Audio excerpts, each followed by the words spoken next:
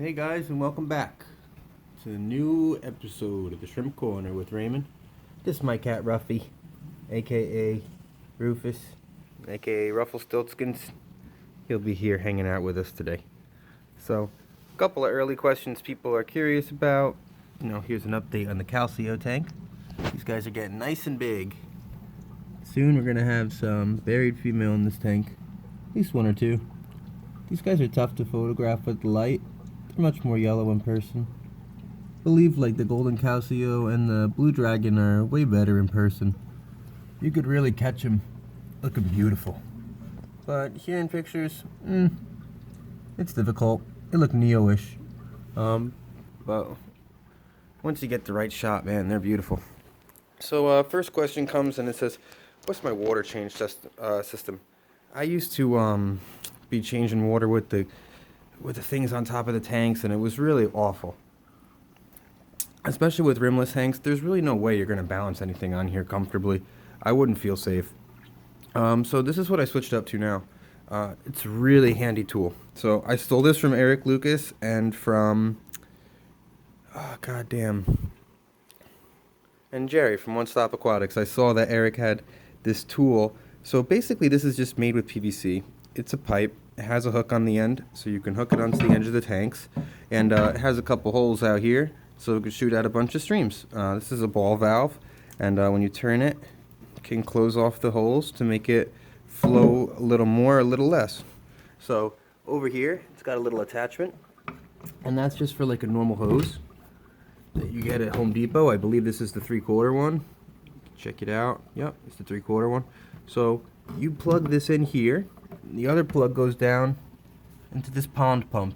And this is a typical pond pump you can find in Amazon or anything like that. It's so cheap. So basically I fill my RO water up with here. Got a little float valve on it. And then when I plug this in, it feeds water to this. And I literally just hang this on the side of the tanks, crank it, and we're flowing. I'll make a video one day when I have someone who could film me. But as of right now, not the easiest thing. I have tried to film myself doing a water change with this method before, and I failed horribly. It's not so easy to film yourself and to not flood the tanks. This actually is such a dangerous tool too. I have flooded 2 of my tanks by not paying attention or being distracted. It really is great. This is also an advanced tool because the shrimps, as you know, some people are a little more scared about water changes because shrimp don't really handle big changes in parameters, which is incorrectly putting your water in, or big temperature change. So, I mean, if you have a big temperature change with your water change and you're doing it fast, it's not going to end well. I always make sure that my tank water sits around for a day or two, as I don't use any heaters in my tank, just so that it's the same exact degrees. I use my little temp gauges. These things are so handy from Amazon. Definitely pick a couple of these up. This is definitely a pro buy. I love these things. They're excellent. They're cheap. They're not too expensive. Next question comes into how's the Vin tank looking? Vin tank's looking good. I'd say actually very good. If it wasn't looking a little bit better a couple days ago. When I did the water change, I did add some powdered algae just to see what would happen. And I think straying from the path kind of affected the quality. Definitely stay on exactly the doses that he uses. And I believe it's for 10-gallon tanks. This is an 11-gallon tank. But 2 or 3 days ago, I had a lot more algae and stuff growing up on the walls. Now, you can see a little bit browning. I could also attribute it to these bags fell. Make sure you have a stable way to get these on the tank. The do-it-yourself way I had wasn't great, and I noticed that they fell. So perhaps that could have been an issue too. Definitely a hint is the way that brown line is up top. So yeah, I think that's it. Another thing that a pro tip is that make sure if you're adding plants to a cycling Vin tank, man, make sure there's no friggin' snails on them. So I got snails all over the tank right now, little baby tiny ones. And hey, they don't bother me, but I kind of didn't really want any in there. So make sure you do that. Here's a couple different plants in here. This one's really cool. Again, I'm a plant noob, so learning about all this stuff. This is sweeping moss here.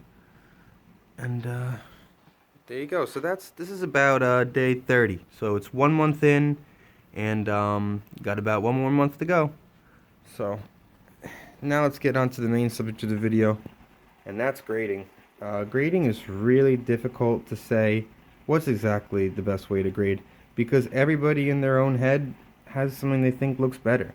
Some people don't like blue shrimp, some people love blue shrimp, some people like shrimp that have a lot of white, and some people like a lot of shrimp that have a lot of red. But there are certain ways to decide if a shrimp is of quality or not, regardless of what pattern it carries. And what better shrimp to start with than PRL? PRL is a crystal red shrimp, but it's been bred for a long time, and so it's beautiful. It has a strong shell carapace, and that's the first point that we're going to talk about today. Making sure that your shrimp has not splotchy or washed out white is one of the biggest things when you're selecting a good shrimp. And you can see here is an armor. It is beautiful, you know. And these are good, but I've seen way better, Eric. But not so yeah, they're beautiful. Another way you can grade in shrimp is how the colors transition. So is it a bleeding red? Is it the red a little more painted in between where the white and the red stops? Another thing you can judge is the pattern. So this one is a triple S pattern. I'm still getting into crystal red shrimp, so couldn't exactly tell you. I don't really think it's quite a flower head, but somebody else might be able to answer this. A third way to grade shrimps is the legs. You got to make sure these legs got some color on them, you know. All white, all red and white, a zebra, you know, a spider leg they call it. It all varies, but you know, having a solid leg color is really good for a shrimp. So here's a couple of other ones for example. As you can see, the focus isn't the best. So yeah, and with PRL, the less white, the less red typically is a higher pattern. Man, the zoom does not want to cooperate. So, you know, you can see some in here that some of the legs are better than others. Some like full white, some like spider legs. But choose whatever you like, guys, and that's the best part about shrimps is, you know, you get to grade and you get to choose and select whatever you want. So like this guy's got more of a spider leg pattern going on. But similar shape. Almost looks like the state of Texas. So let's go into two other ones real quick before the video ends. You got the galaxy patterns, which is kind of tough to tell. And every guy changes and every breeder has it a little bit different. Let's hop into these quick. So this would be considered a fishbone. Of lower quality to some if the head is not connected to the tail.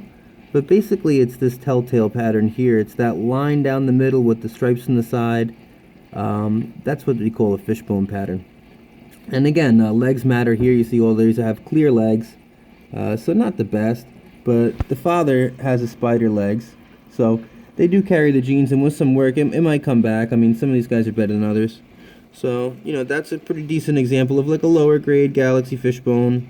It has a decent amount of spots. The more spots, the better, obviously. Then we're going to, you know, more of like this kind of style. This one is what you would call a cape pattern, or a galaxy pinto. But the fishbone lines are all the way connected. You know, maybe it could even turn into a boa. But something like a boa is when instead of lines, you have a splotch. It looks like a paint spill almost. And the lower it goes, it looks nice. But again, it's really difficult to tell exactly what boa is, what fishbone, what zebra is, until you see a lot of them. The more you see, the easier it will be to grade. So for example, this one will be like a galaxy pinto. So it looks more like just, you know, zebra stripes on the back, a couple of spots, non-connected head, you know. And it's this one here, more like a boa pattern because the white bleeds so much. And here's a traditional, you know, galaxy fishbone. Got the whole head connected, stripes down the middle. And some people prefer skinny lines, some people prefer fat lines. With the product that I had in mind, I wanted fatter lines, so that's what I chose. Unfortunately, I'm running out of time, so next video, guys,